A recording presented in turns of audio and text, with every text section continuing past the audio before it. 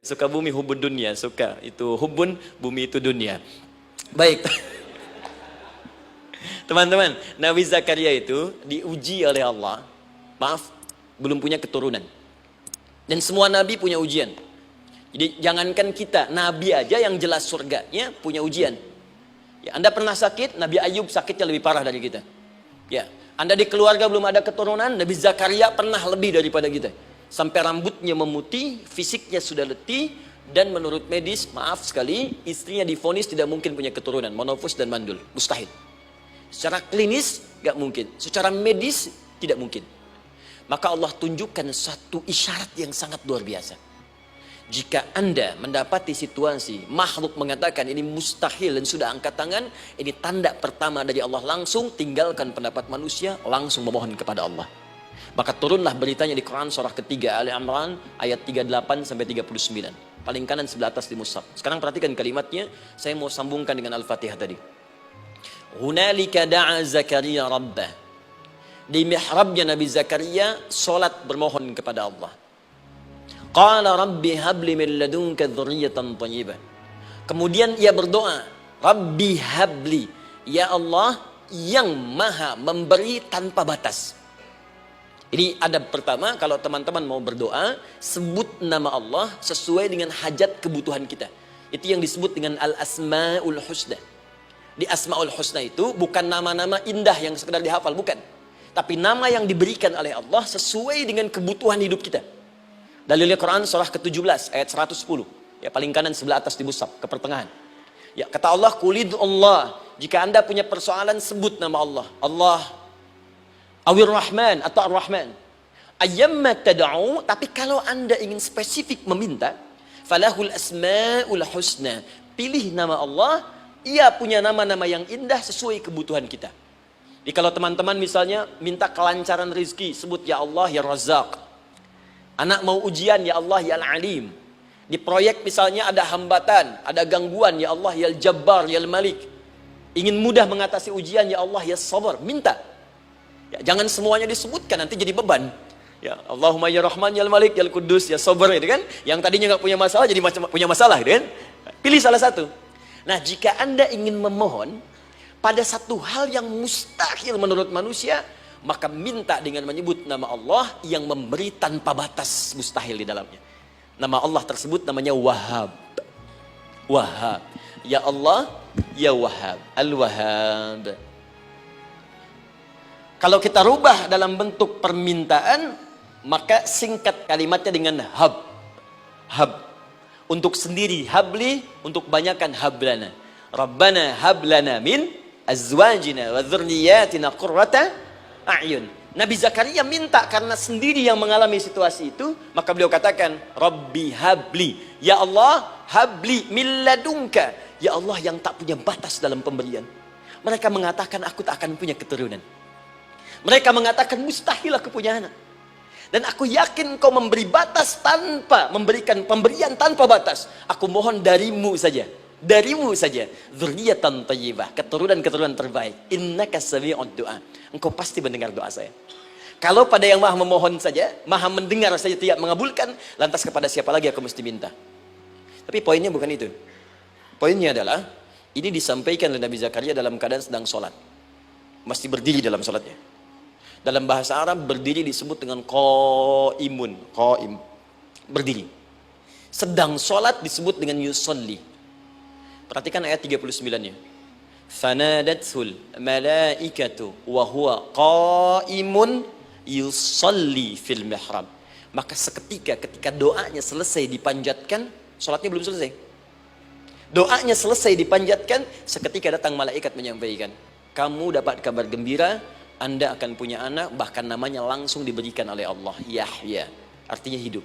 Yang mustahil menurut manusia, lahir dari rahim seorang perempuan yang divonis monofus dan mandul, kata Allah, bagiku yang gak ada yang mustahil.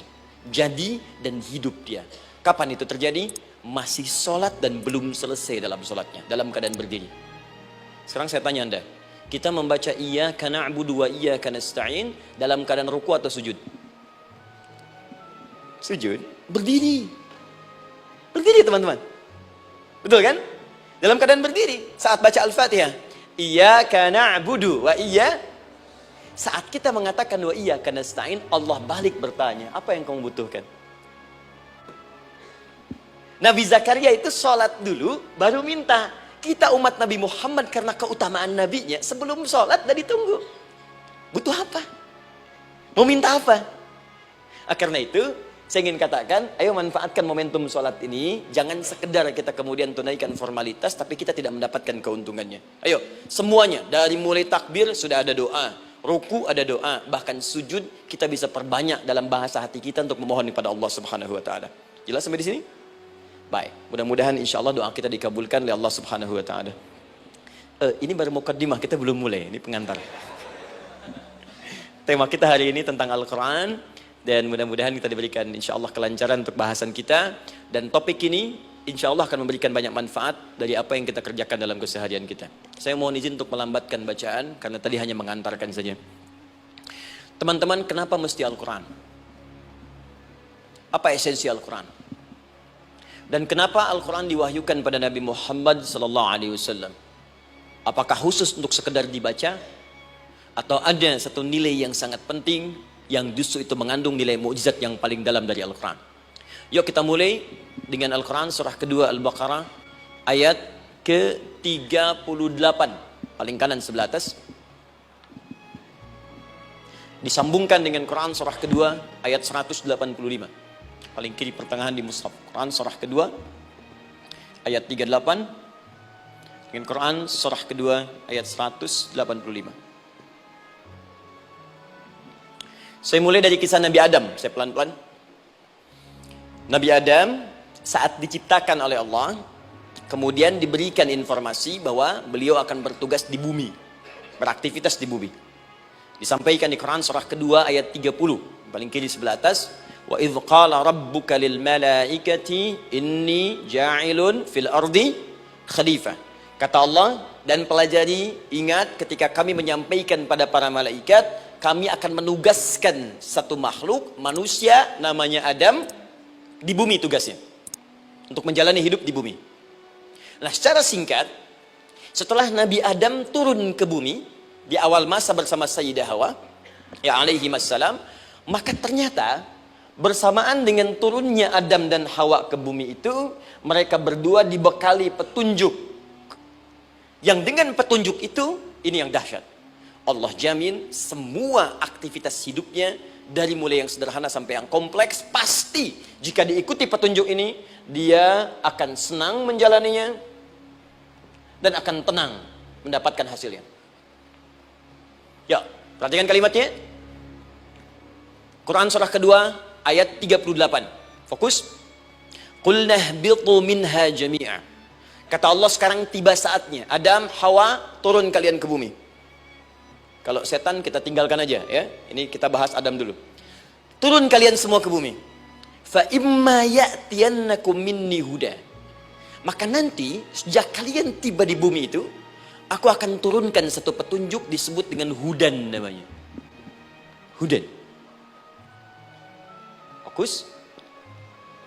Faman tabi'a hudaya, maka jika Anda dan keturunanmu mengikuti semua detil di petunjuk ini, fala khaufun alaihim walahum yahzanun, maka aku pastikan engkau dan seluruh keturunanmu akan menjalani hidup di muka bumi dengan tenang dan senang.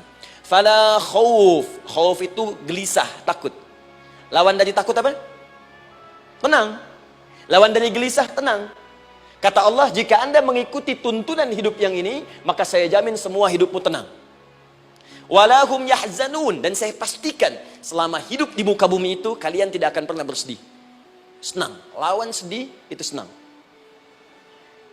Jadi ternyata kita itu diminta tugas di bumi itu bukan untuk dipersulit.